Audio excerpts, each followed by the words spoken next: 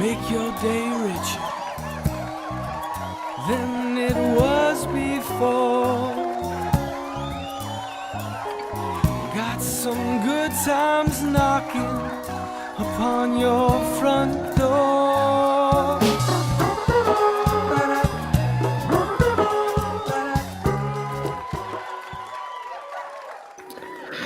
Well, hi friends. Welcome to the 217th episode of Make Your Day Richer. I'm your host, and I'm happy you're here, and I hope you're happy you're here. And if you are, and you'd love to support the show, could you buy us a coffee at buymeacoffee.com/makeyourdayricher? It's how we'll be able to bring you more amazing guests and more amazing shows every day, Monday through Friday. We've missed only a handful in the last year. We're coming up on a year in June already. Can you believe that? I cannot. Hey, I want to say happy birthday to Brian. Happy birthday. I met Brian, I don't know, quite a few months ago and then reconnected with him again. And oddly enough, because this is how life works, checked my mail, got a card in the mail from him, and it's his birthday today. So happy birthday. It should probably be the other way around. But Brian has a really cool business that it sends automatically cards to like your clients on special anniversaries. You can kind of set it up however you want it and customize it.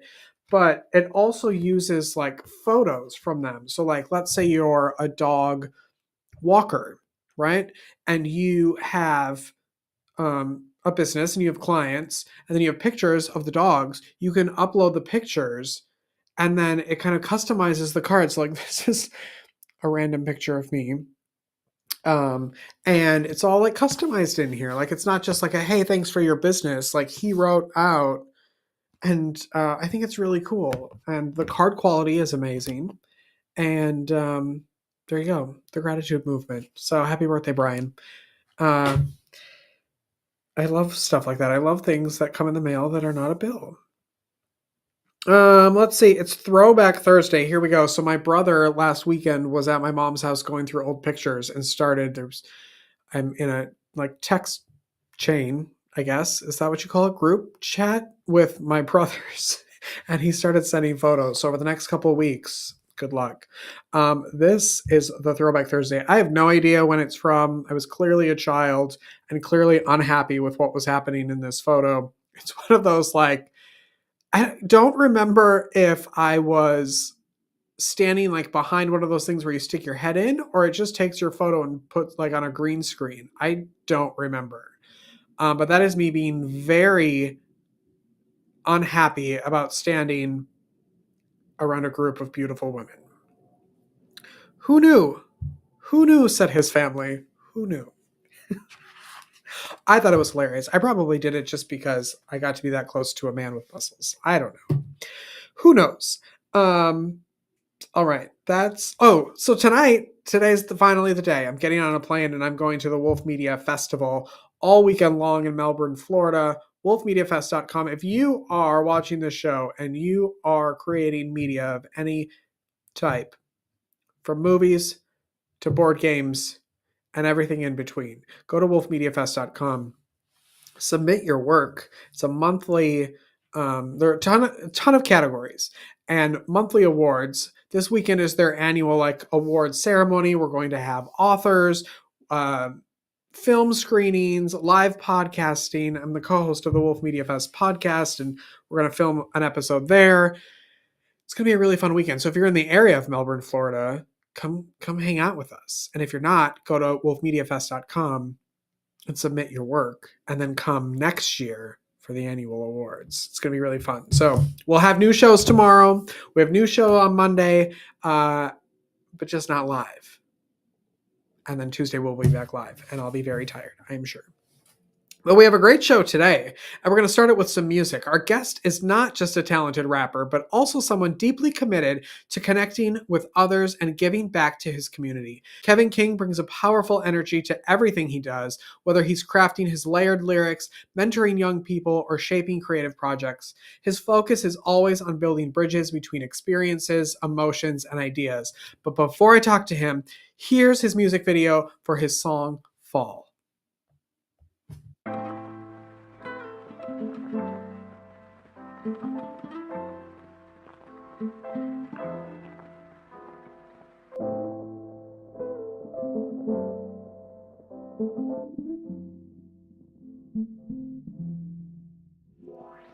Some are born with silver spoons in their mouth. I was born without a house and the access of south in your mouth. Might get fixed and say some slick shit, but please know we known for fights and clips and shit we slick with. It's story time, I sound like Slick Rick, but the animals get mad at you, emotions turn tangible, and then I hope your calves can move, or fully automatic getting emptied out and taking half of you. Don't hold your nose, this is how it goes. A million faces in this place what we call home. Let me let you know who I am. The mind behind the door, the hardest MC to drop like leaves in the fall. So many pray for my demise, what they find is I'm so ahead of my time. They last thought is off in my first. Even me running in reverse, you wouldn't catch up before collapsing all up in the dirt. Swerve. I often sit inside the dark with anxiety as a higher me paints pictures with words. I feel my eyes switch and switch back to a time where petty crimes had my man's kid hostage. He called me on the phone like I know you never home, and I don't know what you could do, but I don't wanna be alone. But I wasn't home, and back then I couldn't even carry PCS phone, so he was alone and shit. If I picked up, maybe he would be here today. The way that I was raised taught me you weak if you let your emotions up in the way. Is it verified by suicide? I'll let you decide. But back to my story, can't nobody tell it for me. Outside you find that it always smelled like piss, and you was rich if you had the Pradas and the brand new sidekick or the Pelly leather. Hot in the summer, but it was hitting in December. No haircuts when you broke, feeling broken. Ask mom why the Fruit Loops taste like roach shit. No shit, you had to own a black suit to live how I do. Every year funeral, convince yourself they not like you, so you keep doing bad shit, hoping you can make it out on your knees asking, what is rapping? Wanna dance at the floor, raise off the grams and the cans of the course. In my hands is the law, what's the chance you advance when the land made a straw, huh? Wanna dance at the floor, raise off the grams and the cans of the course. In my hands is the law, what's the chance you advance when the land made a straw fall?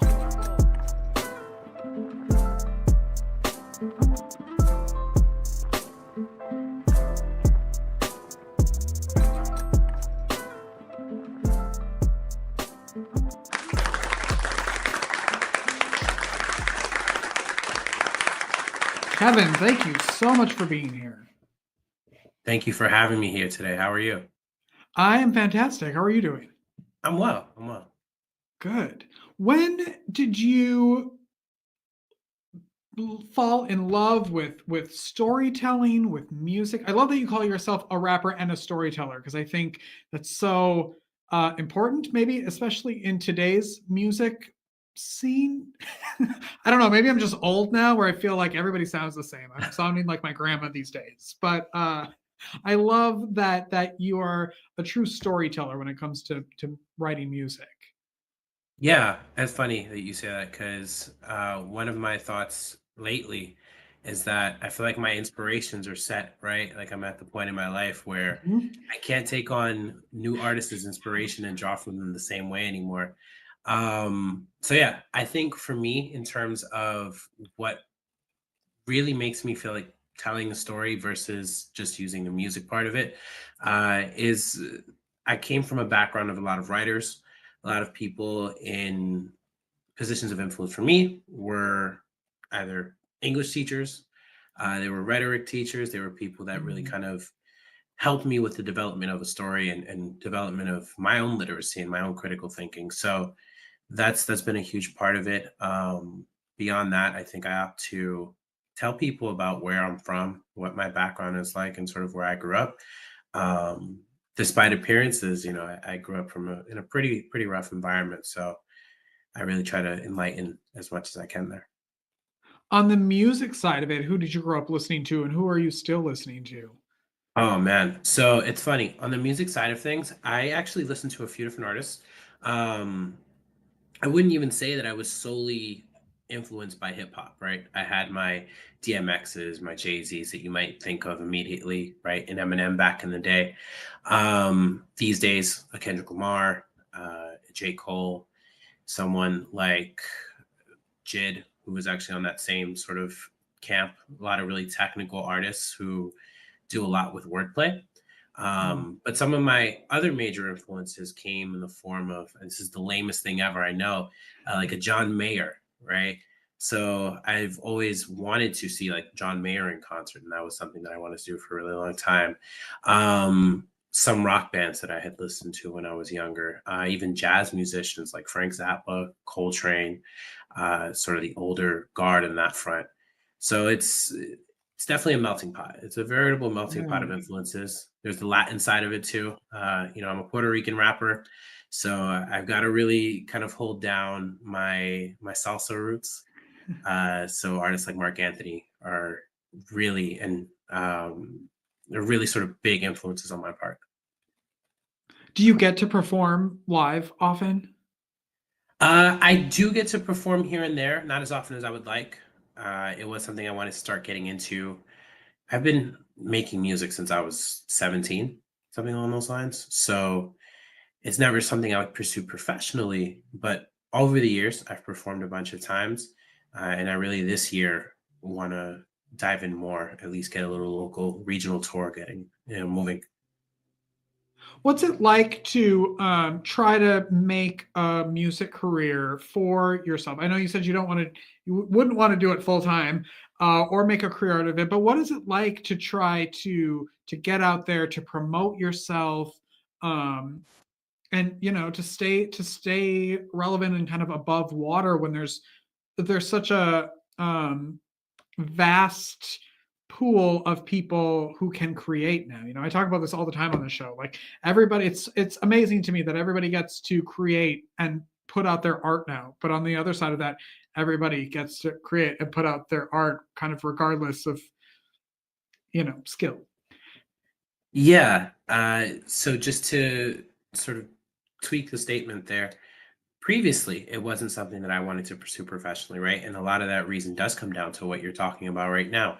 Everybody does get to create. So you struggle to stand out, but also you worry about like I'm being compared to everyone else in this world. And if I'm not putting out the absolute best possible thing, and then once you make something, you're like, that's not, I could have done this better. I could have done this better. Like I obsessed over a song once where the introduction, the first word, I just didn't like how I said it, right? And my good friend Rome Holman, who's also an artist, he goes, you can't obsess over this one thing. Not everything's going to be the exact way that you want it to. The entire package is really what you have to worry about. Mm. So that sort of anxiety always stopped me from putting myself out there as much as I would like to, right? That fear of being judged. So it's actually been the opposite process. I've been letting that fear go and putting myself out there significantly more now so that I can make it a full-time thing because it is a passion that I have. And it's something I've always wanted to do and just kind of needed to get out of my own way. And what I do find difficult about keeping your head above water, staying relevant, sort of frequency. I think it's harder than people think to be a content creator on top of being an artist. I could sit here and write a song in 20 minutes, right? If I needed to pump out songs all day, I could. Um, what I have trouble doing is, those content creators who can post about their daily lives, Oh and my you're just God. like, how do you make that entertaining?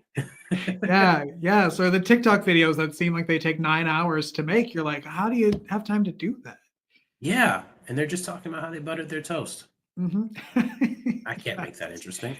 Yes, yes, and then paying their mortgage with it, which is crazy to me. Yeah. Can you talk a little bit about your writing style and how are you collaborative with people in the studio or when you're writing music? How do you make a song? Yeah, so the ethos of hip hop is, in theory, you are the person who all the writing comes from, right? The performer is the person who wrote that song, is the person who lived those experiences. The truth of the matter is, 99% of anything is a lie, right? Anytime you listen to somebody's story, if they fictionalize it at all, or they make it interesting at all, it's probably at least a little bit fictional, right? Yeah, a little So embellished. exactly. That being said, I am the sole sort of writer of all of the music. So I really sort of take a large focus on songwriting, building out the same sort of song structures that you might think of for a pop song, right? Or an R&B song, or even a jazz song. There's still bridges, hooks, breakdowns. There's still your songwriting techniques like your tri-loop twist, right? Where you'll have like the same pattern 3 times and the fourth time break that pattern. All that stuff still comes into play. There's more lyrical density though, so there's a lot more sort of inside of any given line. There's 2 or 3 different meanings, right? There's a song that I wrote recently where I said, this is going to sound kind of interesting, but the X on fire, that's why they bit the drill, right? And that sounds sort of straightforward, but drill is a style of music, a style of hip hop in the Bronx right now that's really popular. And it's actually spreading. It has its own origins beyond that, but it's sort of spreading that Bronx style of it. And the X on fire. So the Bronx is on fire is sort of like a reference to a very famous Jim Rome call on a Yankees game where he's like, the Bronx is burning, because the Bronx was literally set ablaze by people, in the 1960s and 70s as they were leaving. And so it's a reflection of both of those different things, right? But it's still super straightforward. So it's a lot of mixing the songwriting and the poetry and the poetic aspect of it and telling that story. How often do you write? And like, what makes you choose? Like, okay, I'm going to make a video for this song, or I'm going to put this song out there as a single. Yeah, I write a little bit less often than I sort of will freestyle. Like I like to play so much with song structure, Mm. and I found a second love in that. Um, so that is normally what I'll be doing. If I have music on, I'll think of ways to get through that song. And freestyling is a huge part of hip hop. Like you just come up with lyrics off the top of your head, and I've sort of integrated that into song making, right? Creating hooks on the fly, creating breakdowns on the fly, and sort of making full songs that way. That said, when I actually want to write a song, I want to really challenge myself, I'll start writing. What for me determines whether or not something will get a video or if something will go out as a single. For videos, it's going to be what responds well when I run some ads, when I run promo. For singles, it really is what works well within the variety of songs that I have out. And it's more of an artistic process on that front. Mm. What was the first concert you ever went to? I don't even know. There, the first concert I probably went to was probably like as a kid. It was a summer jam or something like that as a teenager. Mm. But more as an adult, there's an artist. He's actually a podcaster himself, Joe Budden, right? He's a really big podcaster nowadays. But he used to be a hip hop artist and he was fairly underground. And that was the first artist that as an adult, I was like, I'm going to wait online in general admission for 8 hours and be the first guy there and be in the front so I can, shake his hand when he comes up on Uh-huh. stage. And it's incredible the feeling that you get from being at the front of those shows and just the Yes. energy that you get from an artist.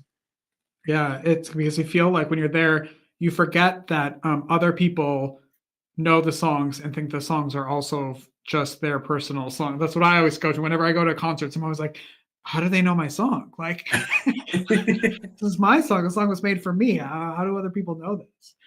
I That's know giving back, community service, mentoring is a huge part of your life. Can you talk about why that is and what are some of the things that you do?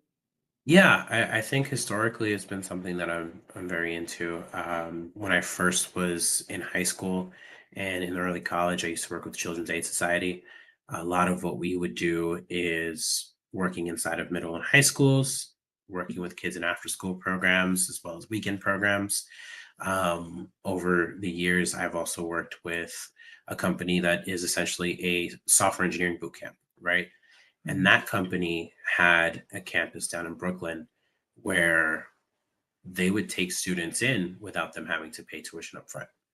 Right. So that was a huge thing for me. We would see people who went from bussing dishes or retail jobs, right, which are the backbone of America. There's nothing wrong with them, but we know the economy doesn't provide a life that Mhm. you know can be comfortable in a lot of the time.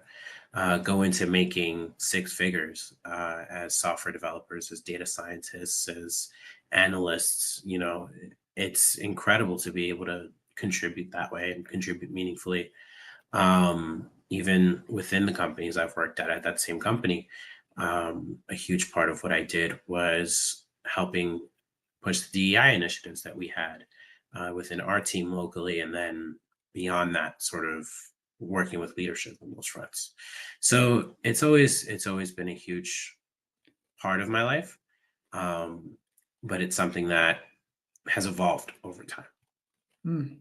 I know there's so many different ways to stream music now and get music. What, from the artist side, what is the best way that people can get your music to support you the most? Good question. I think the answer is really simple and sort of not an answer, but it's stream whatever music you like on whatever Mm. platform you use, right? I think the payouts, the differences between how long somebody is on a song or retention or how many songs they listen to, all that sort of stuff is it should be for the artist to worry about. Our job is really to release, not really, sorry, relieve the friction between our art and your ears, right? So it's the same thing in the podcasting world, right? I feel like as long as they can stream the pod wherever is comfortable for them, growth is growth at the end of the day, and Yeah. all of those individual waves create a rising tide that lifts all the ships. What do you love most about your life right now? Uh, oof, that's a great question. That I'm able to actually pursue this seriously, and I'm able to throw resources at it in a way that I never have been able to. I came from a background where, look, this is my story in terms of my neighborhood that I always tell people, right? Uh, Jimmy Carter, when he was president, came to where I used to live, maybe 2 or 3 blocks away, and stood in the middle of the street and said, "This is the absolute worst neighborhood in the entire United States that I've seen so far. This is the poorest neighborhood in the country." Granted, it's been a long time since Jimmy Carter was president, but the conditions, it's not like it's become gentrified or an oasis. And certainly when I was growing up, I saw a lot that kids from different scenarios didn't see. So I didn't imagine that I'd have the ability to pursue the music the way that I wanted to. I didn't imagine that I'd Mm. be able to meet the people I've met and sort of give back to the community the way that I've been able to. So there's a lot to love, and I think it's the progress is probably the thing that I love most about my life so far. That's a great answer. What is the best way that people can connect with you and support you and follow you? Great question. I'm sure it'll be in the description, right? But Kevin King 922 on all platforms. The 922 is a number, except inexplicably on TikTok, I have chosen to write out 922. I am a silly man. Uh, but yeah, that's the easiest way. I respond to DMs. I respond to any sort of comments people put down. I really try to keep things interactive as much as I can. So that's the easiest way to get a hold of me on Spotify, Apple Music, any platform. All my music is there. The first EP that was released back in December, King's Ransom, it's still there. It's got a couple different songs that hopefully whoever gets to listen enjoys. Good. Thank you for coming on, for sharing your story, for sharing your music with everybody. I really appreciate it. Thank you for having me. I appreciate it a ton. Come back anytime. I love good music, so come back anytime you want. Would love to. Great. Well, take a break and be right back after this. Don't go away.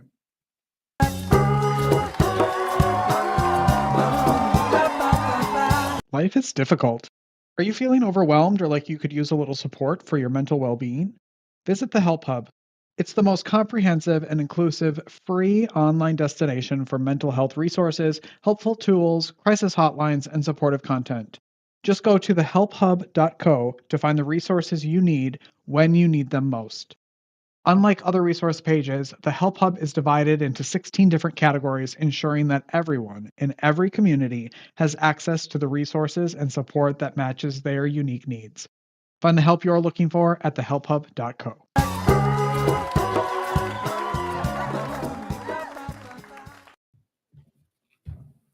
That's our show, everyone. Thanks for watching. Go make your day richer. Go make somebody else's day richer. You've made mine by watching this show, and I love you for it.